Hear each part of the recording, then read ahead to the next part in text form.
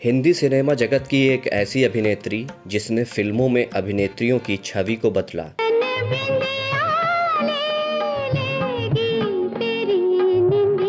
इनसे पहले फिल्मों में अभिनेत्रियां सीधी सादी, सरल और दुख दर्द सहने वाली ही दिखाई जाती थीं। मेरी भीगी भीगी सी पलकों पे रह गए जैसे मेरे सब। इन्होंने ऐसे किरदार निभाए जिससे स्त्रियों की छवि बदली। रंग बरसे भीगे चुनर वाली रंग बरसे। इन्होंने अपनी दमदार अदाकारी और हाव भाव के दम पर यह साबित किया कि स्त्रियां सिर्फ अबला, लाचार या बेबस नहीं बल्कि मजबूत होती हैं और वो अपने हक के लिए लड़ सकती हैं, दूसरों को सबक सिखा सकती हैं। कोई और नहीं, हम बात कर रहे हैं हिंदी सिनेमा की बेहतरीन अभिनेत्री जया बच्चन की। नैनों में निंदिया, निंदिया में सपने, सपनों में।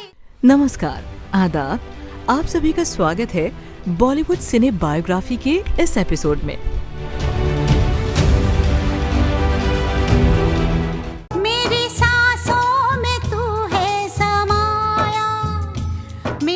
जया का जन्म 9 अप्रैल 1948 को एक बंगाली ब्राह्मण परिवार में हुआ था। उनके पिता का नाम तरुण कुमार भादुड़ी था, जो एक जाने माने कवि, साहित्यकार और पत्रकार थे। उनकी मां का नाम इंदिरा भादुड़ी था। जया का पूरा नाम जया भादुड़ी था। 15 साल की उम्र में फिल्मों में कदम रखने वाली जया बच्चन कभी एक्ट्रेस बनना ही नहीं चाहती थी। जया बचपन से ही आर्मी ज्वाइन करना चाहती थी। उन दिनों आर्मी की भर्ती में महिलाओं को केवल नर्स की जॉब ही दी जाती थी, लेकिन जया को नर्स बनना ही नहीं था, उन्हें आर्मी फोर्स का हिस्सा बनना था। उनका यही अक्खड़पन उन्हें औरों से अलग बनाता है। वो जब फिल्मों में आई तब भी ऐसे ही अपने उसूलों पर काम करती रहीं। यही वजह है उन्होंने फिल्मों में एक्ट्रेस को एक अलग पहचान दिलाई। जया के फिल्मों में काम करने को लेकर भी इंटरेस्टिंग किस्सा है। एक बार वो अपने पिता के साथ फिल्म की शूटिंग देखने गई थीं।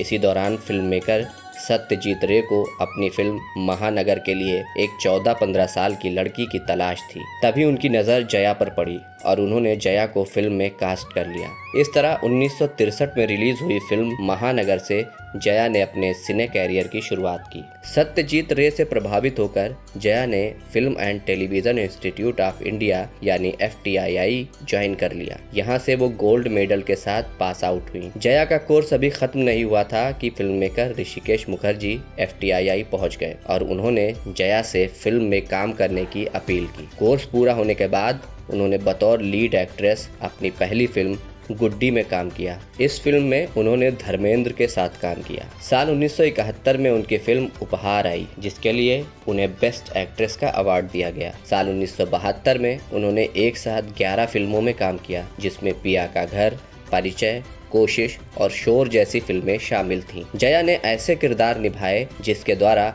फिल्मी दुनिया में एक अलग ही बदलाव आया। उन्होंने एक से बढ़कर एक किरदार निभाए, जिससे वो बॉलीवुड में एक दमदार हीरोइन बनकर उभरी। वो जिस फिल्म में भी काम करती थीं, वो हिट हो जाया करती थी। यही वजह है कि उस समय के तमाम निर्माता निर्देशक उन्हें अपनी फिल्म में लेने के लिए बेताब रहते थे। 1973 में भी उन्होंने ढेर सारी फिल्में की, जिसमें अनामिका, फागुन, जंजीर और अभिमान जैसी फिल्में खास थीं। फिल्म अभिमान उनके कैरियर की बेस्ट फिल्मों में से एक मानी जाती है, जिसके लिए उन्हें बेस्ट एक्ट्रेस का फिल्म फेयर अवार्ड भी मिला था। ये वो दौर था जब फिल्म जंजीर से पहले अमिताभ बच्चन की एक के बाद एक 12 फिल्में फ्लॉप हो गई थीं। 1973 की फिल्म अनामिका में जया ने अमिताभ के साथ काम किया। इसके बाद जंजीर फिल्म में दोनों नजर आए। अमिताभ की फ्लॉप होती फिल्मों के बाद कोई भी एक्ट्रेस उनके साथ काम करना नहीं चाहती थी। तब जया ने उनके साथ काम करने का फैसला किया था। इस पर अमिताभ बच्चन ने उनसे कहा था कि अगर फिल्म हिट रही तो वो उन्हें घुमाने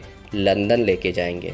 लंदन जाने की ये बात जब अमिताभ बच्चन के पिता हरिवंश राय बच्चन को पता चली तो वो गुस्सा हो गए। हरिवंश राय ने उनसे कहा कि अगर वो जया को लंदन ले जाना चाहते हैं तो उन्हें पत्नी बनाकर ले जाएं। पिता के इस आदेश के बाद अमिताभ बच्चन ने 3 जून 1973 को जया भादुड़ी से शादी कर ली और वो बन गई जया बच्चन। शादी के बाद उनके 2 बच्चे हुए, श्वेता बच्चन और अभिषेक बच्चन। जया बच्चन अमिताभ से कितना प्यार करती हैं और उन्हें लेकर कितना फिक्रमंद रहती हैं, इसकी बानगी एक फिल्म में दिखाई देती है। साल 1981 में एक फिल्म आई जिसका नाम था सिलसिला। इस फिल्म में उनके साथ अमिताभ बच्चन और अभिनेत्री रेखा नजर आई थी, लेकिन इस फिल्म में पहले जया काम नहीं करना चाहती थी। इसकी वजह रेखा और अमिताभ के अफेयर की खबरें थी। जो तुम तोड़ो पिया मैं नहीं। डायरेक्टर यश चोपड़ा ने पहले स्मिता पाटिल और परवीन बाबी को फिल्म में कास्ट किया था, लेकिन बाद में उन्होंने जया और रेखा को कास्ट करने का फैसला किया। उन्होंने इसके लिए बिग बी से भी बात की।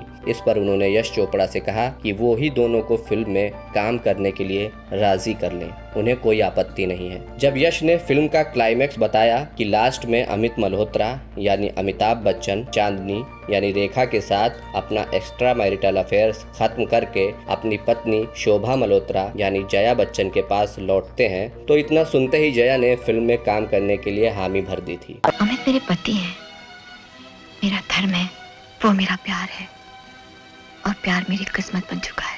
जया ने एक से बढ़कर एक फिल्में दी, जिससे उन्होंने अपने चाहने वालों के दिल में एक अलग जगह बनाई। साल 2000 में कभी खुशी कभी गम और साल 2003 में कल हो ना हो में उनकी एक्टिंग को खूब पसंद किया गया। फिल्मों के अलावा जया ने राजनीति में भी खूब नाम कमाया है। जया 20 साल से राजनीति का हिस्सा है। जया बच्चन 2004 से समाजवादी पार्टी की मेंबर है। 2006 में जया राज्यसभा सांसद बनी। तब से लेकर आज तक उन्होंने 4 बार इलेक्शन लड़ा और जीत भी हासिल की। जया को 1992 में पद्मश्री पुरस्कार से भी सम्मानित किया जा चुका है। जया बच्चन सिर्फ अभिनय ही नहीं बल्कि कई विवादों की वजह से भी चर्चा में रहती हैं। उनके अक्खड़ व्यवहार के चलते बहुत से लोग उन्हें घमंडी और खूसट कहकर भी बुलाते हैं।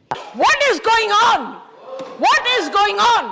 आप लोग बीन किसके आगे बजा रहे हैं? जया ने जो नाम कमाया उसका उन्हें अभिमान है, जो उनके नेचर में साफ झलकता है। इसी वजह से उन्हें कई बार आलोचनाओं का भी सामना करना पड़ता है। ये किस्सा 2008 का है, जब फिल्म द्रोणा के प्रमोशन के लिए प्रियंका हिंदी में बात कर रही थी। तब जया ने कहा था, हम यूपी के लोग हैं इसलिए हिंदी में बात करें, महाराष्ट्र के लोग माफ कीजिए। यूपी के लोग हैं, हिंदी में बात करना चाहिए, इसलिए हिंदी में बात करना चाहिए और फिल्म भी हिंदी में है। महाराष्ट्र के लोग हम लोगों को माफ कर दें।